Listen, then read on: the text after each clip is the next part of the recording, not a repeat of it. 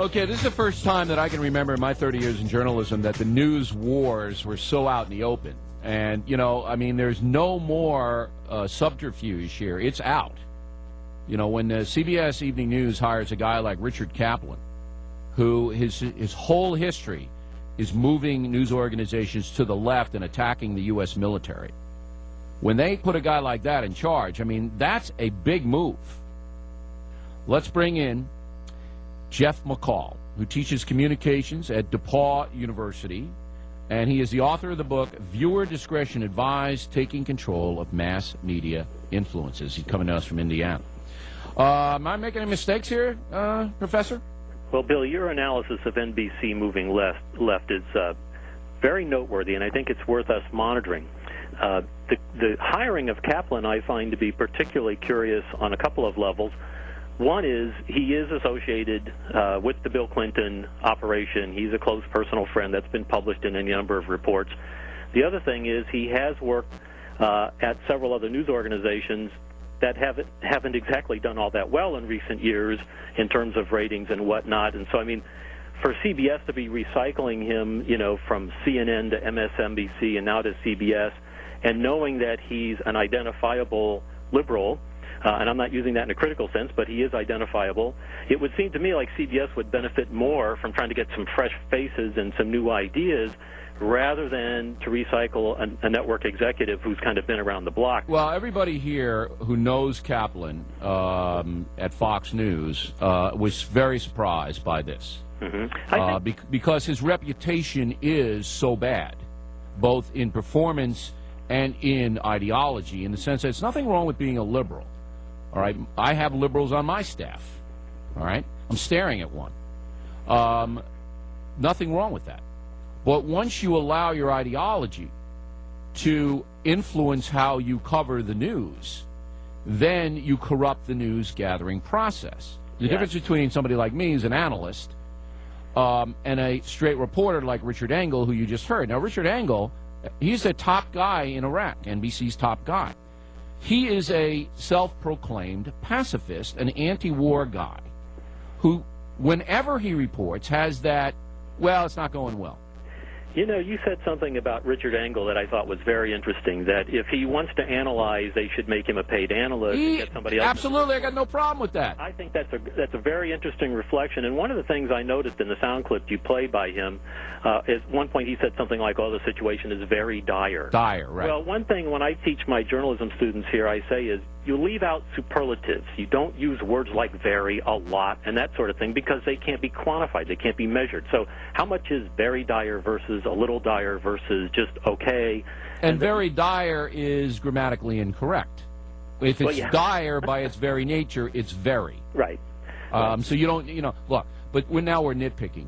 The overarch on this is, and the importance of our discussion today, Professor, is that you now have one, possibly two, with CBS, actively rooting for a Democrat to become president. When you combine that with the unbelievable left-wing bias in the New York Times, the LA Times, the Boston Globe, the Baltimore Sun, the Washington Post, the Atlanta Constitution, the St. Petersburg Times, the Houston Chronicle, the San Francisco Chronicle, the Denver Post, the Minneapolis Tribune, and on and on and on. What Americans are going to get for the next year before the primaries in February is a barrage of anti-Republican reportage. That's what's going to happen. And this is almost unprecedented in this country. That was quite a list you had there. You want more? I can give you more. No. I was going to say, though, I think there's a sense by the major networks that the nation has lurched left as a result of the November election. Absolutely. And that they're trying to cater to that.